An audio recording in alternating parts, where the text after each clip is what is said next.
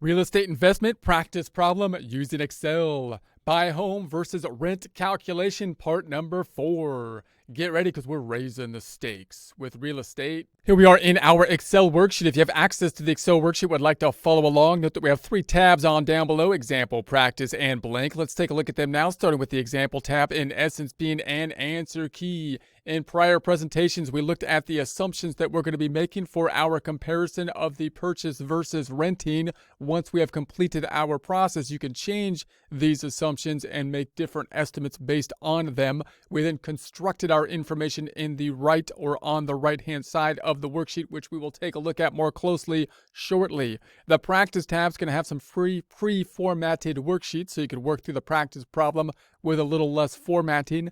The third tab, the blank tab, is where we constructed this thing from scratch. We're continuing on. Quick recap. We had the information on the left. We calculated the payments. We then thought about the amortization table. We then constructed a pivot table, which breaks out the information on a year by year rather than month by month.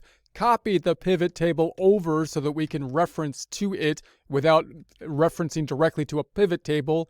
Then we've got the property value that we considered, increasing it by a rate of 2%, increasing the growth in essence of the value of the home. We thought about the cash flow related to the home before taking into consideration tax considerations and not taking into consideration a home sale consideration. And then we talked about the tax savings that might be a result for the home purchase, the net cash flow after we think about the taxes. Then we compared that to the rent if we were to rent the property, so that we had the cash flow with the rent minus the purchase. Then we thought about the cash flow related to the concept of whether or not we sold the property each of the following years, considering the equity that could built into it, the selling cost, and then the cash flow. Then we looked at the tax considerations that could be applicable in the sales scenario, that you'd have a cash outflow at the point in time of sale. That gives us the cash outflow after taxes. Now we're going to be constructing our table, basically looking at our capital asset kind of comparison on a year-by-year basis. Kind of a complex table that it'll look like, but the reason is because we're going to be considering what would happen if we were to sell the property after each of the years. And so that's going to be a little bit a level up on the complexity.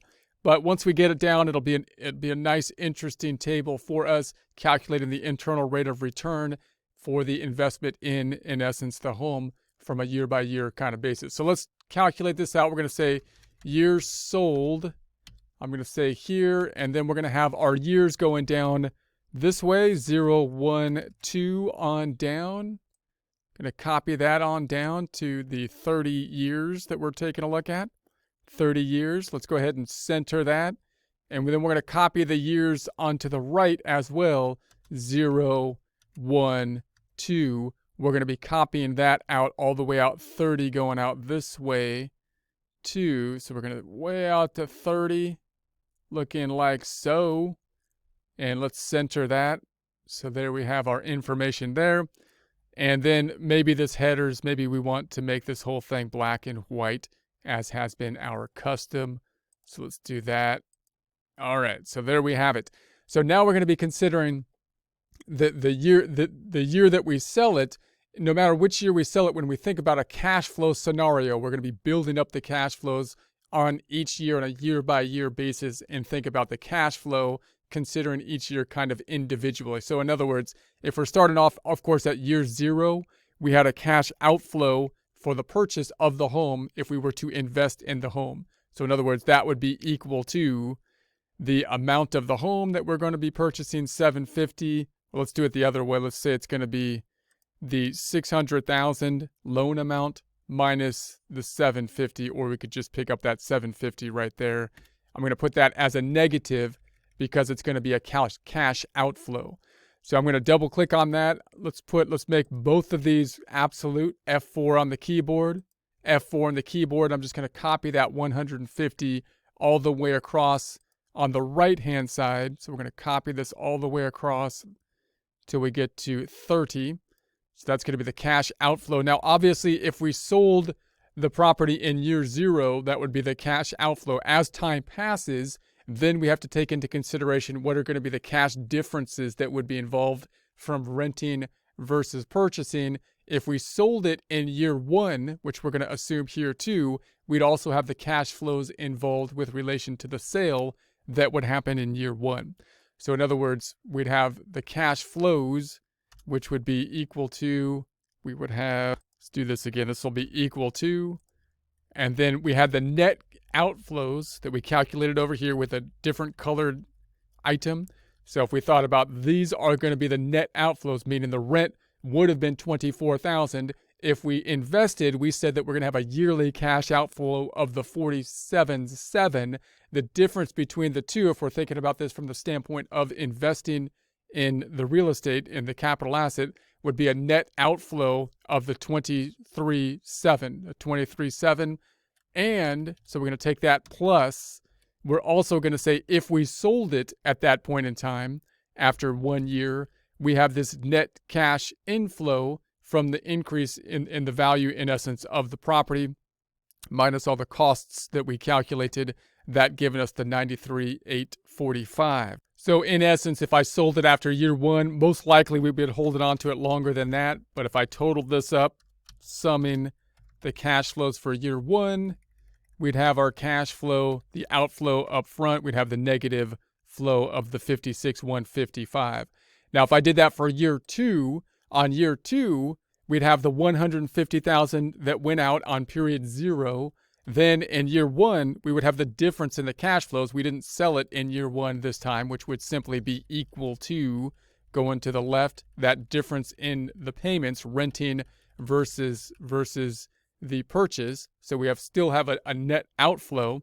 And this is a little bit different that you might be expecting from a capital investment type of situation where we put down the $150,000 and you would expect that you have the outflow up front and the reduction in the cash, or the cash benefit, or like inflows in savings in the following years. We still have a net cash outflow, but the fact that we leveraged the property so much and we're expecting the property to increase when we sell it, then we're expecting that the sales price at some point in time will be beneficial and possibly create a net benefit over the long run. So in other words, normally when you do a capital budgeting type of calculation, we have an outflow up front, and then we're saving on the money after that point in time. We have inflows. Here we got a cash outflow. We're going to continue to have cash outflows after the purchase, but the property value we're expecting to go up at, in essence, 2%, which at some point in time, given the large amount of the leverage put on it,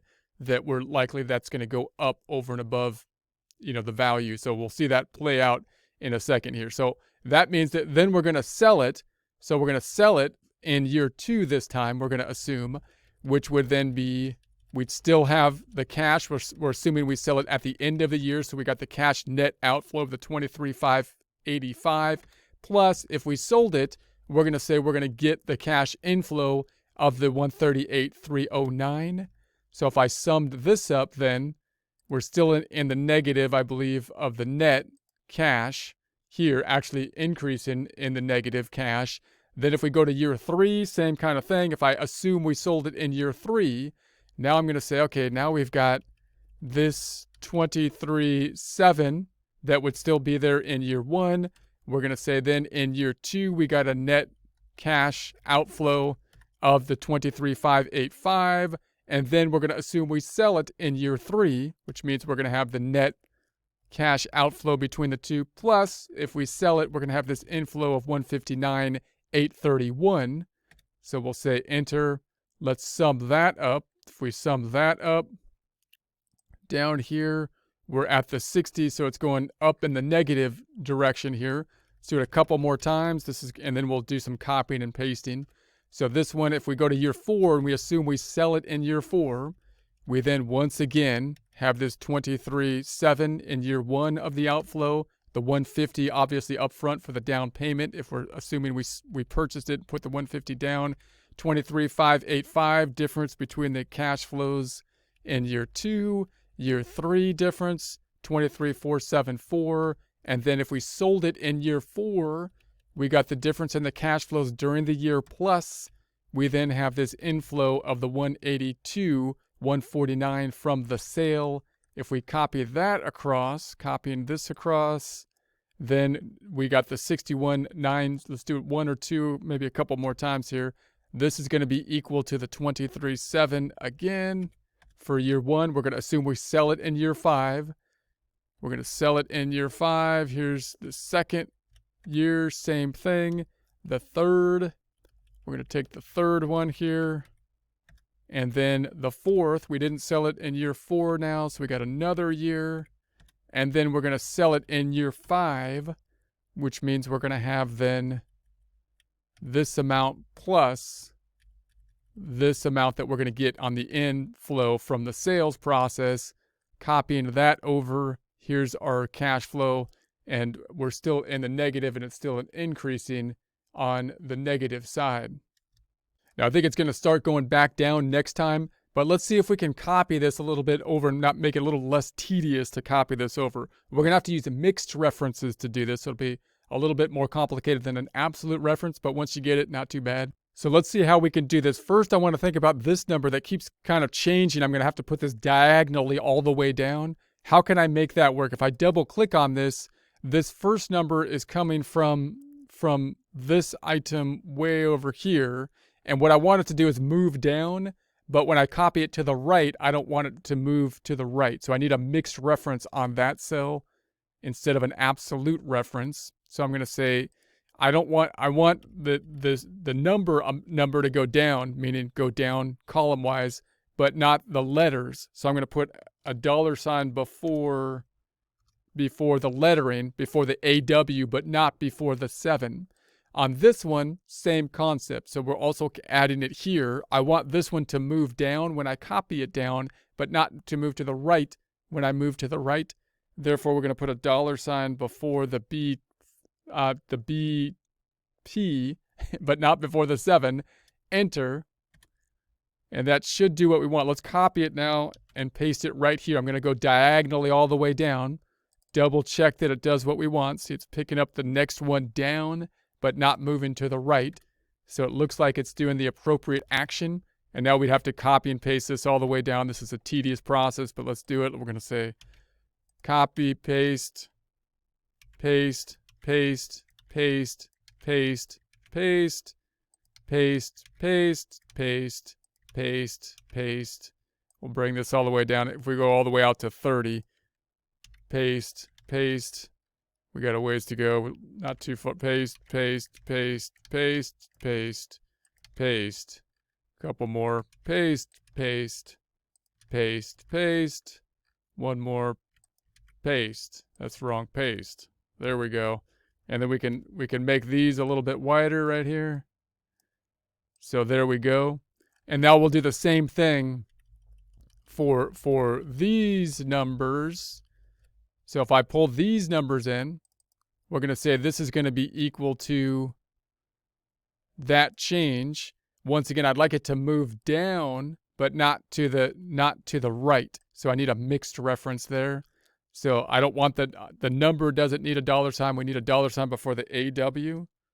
And that'll mean when I copy it down, I should get the same numbers when I copy it down. But when I copy it to the right, you get the same number. If I copy it down, we get the same number there. So what I'm going to do is copy this all the way to the right now. Copy this all the way to the right. There we got our 30. And then if I do my autofill, double clicking here, it should copy down till I got that issue right there and stop, I believe. Double clicking here. There it goes. So now we just go back through and just double click all these down. And it should pick up the proper number. This is a bit tedious of a process, but not too bad with the mixed references. We get to use our mixed references, which of course is exciting. Get to play with those and properly apply them to a very useful and applicable thing, which we're doing here. I'm just trying to talk so I don't have dead air when you're trying to work through this, because that could be kind of annoying. But in any case, 18 on down. Now we got the cash flow on a year by year basis, which is nice.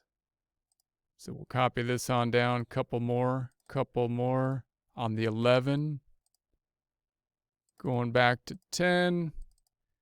Bringing this on over, we'll bring this down 9, 8.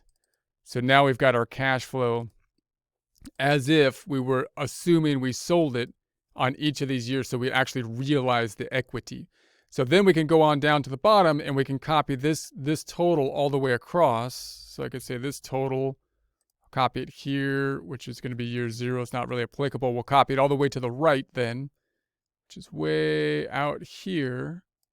And so now we can see our cash flow. So you can see we have this situation. If we had this capital investment, it's a little bit funny because, again, we have this situation where we're putting money down and we still have a net outflow of cash as we go forward. But we invested in something and we leveraged it quite a bit, which we have to be very careful of, because if we don't have the cash flow to do our day-to-day needs and we get caught in a downturn in the economy, could cause a problem. But the value of the property, as the equity goes up, if we assume that we sell it at the end of each of these years, that inflow will start to basically overcome the outflow. So we got the negative outflows down here, and then when we get all the way over to here, which is year 16, it takes us a ways to get out here. We're at the 12,327, basically because the value of that property, even though it's only increasing at the 2%, and notice that 2% is still what everything else is increasing, including the rent and so on. But we've got the highly leveraged property, so a high value on the property increasing by, in essence, that 2%, being able to invest way more than we otherwise would due to the loan that was involved, which again could amplify the benefits if the things turned out to be good, but could also be more of a problem, amplify the problems if there was actually a downturn, if there was a decline in the property. But in any case, now we got the positive cash flows if we assume to sell out here. That's kind of an extreme example, but we got the positive cash flows then out towards the end of the loan, the way it has been set up here. Now you can also then calculate your internal rate of return, just like you would with a budgeting type of calculation or a capital project calculation, the rate at which each of these years' series of payments would be 0. Now also just realize that this kind of scenario, of course, means that we're assuming that the sale happens. So usually if you're living in the property, you're not going to be realizing the gain that's going to be happening. The equity is going to be going up, and you're not going to be able to tap into it unless, of course, you either sell or you refinance the property and so on. So that cash flow issue is something to keep in mind with these kinds of calculations as well. But we'll take the IRR now, the IRR calculation, the rate at which the series of payments would be 0, the series of cash flows. So I'm going to say equals the IRR brackets, and we'll take not the total, but take up this column, which only has one number in it here. That's probably not going to work. Let's not do it for the first year. Equals the IRR for second year, taking this column, which has the 2 numbers in it, and we get to 0. Let's add some decimals, percentify it, add a couple decimals. So we're at that negative 37. Now I'm going to copy this all the way across, and you can see the changes that will take place with the IRR as the increase happens. So we got the negative IRR, and then if we hold on all the way out till things flip positive, now we've got the positive cash flow way out here in this scenario, which is kind of extreme, but we got at 16 year, we got the positive 12,327. So we came out positive, but the internal rate of return is only, 0.23% at that point in time. So in essence, if you consider this cash flow, right, we put $150,000 up front for the down payment, and then we had a net decrease in the cash flow, which is a little bit different than a normal capital budgeting, which you think would be kind of a net increase. You might have a situation where it would be a net increase depending on your down payment, the cost of the property and whatnot. But we have then it's still a net decrease all the way down here in terms of the cash flow. Then at the end, when we sold it, we're picking up $508,142 at the sales point because of the increase in the property that we assumed increased at that 2%. So we had outflows all the way down, right? So which could result in cash flow situations unless you got the cash flow to cover that. And then we're saying here that we got the inflow as the equity went up that was realized, and that ends up in the positive number. But again, the net investment in terms of the internal rate of return only at the 0.23 at that point, which obviously means if you were able to, put that money some other place, you might be able to get a return above that. But then if we continue on out, then that would increase if we assume, again, the property value is going up. So now we got the positive cash flow going out, the internal rate of return then going up. And if we get all the way out here to the year 30, we're at the positive in terms of the cash flow. Once again, we got this situation where we had negative cash flows all the way down in this particular scenario, the way it's been set up, which may not always be the case, but we got negative cash flows, and then the value of the property went up so that we had a net inflow all the way out at the end here of the $1,198,920,